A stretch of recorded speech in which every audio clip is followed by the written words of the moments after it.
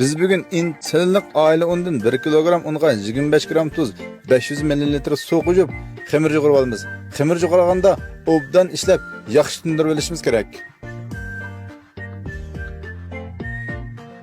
Yusayni ushshaq to'g'rab olamiz. Bir qachiga 4 tal tuxum chaqib, bir qo'shiq tuz silib, aralashtirib tayyor qilib olamiz. Qozonga al-nuri organik zig'ir maydin bir chumush qo'shgandan keyin yoqqizganda tuxumni silib, obdan aralashtirib pishirib olamiz. Jusayni bir qachiq silib, ustiga tuxumni silib, takshi aralashtirib, qiyma tayyorlab olamiz.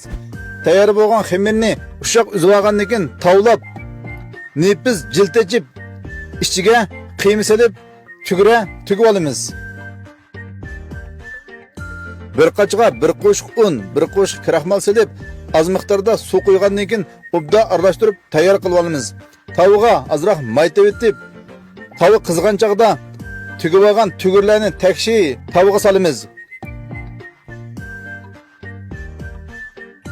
Tugurimizning osti qizg'andan keyin tayyorlab olgan un shirnisini takshi qo'yib, ustini 5 minutdan 8 minutgacha dumlab olgandan keyin pishqanda taxsiga olib iste'mol qilsak bo'ldi.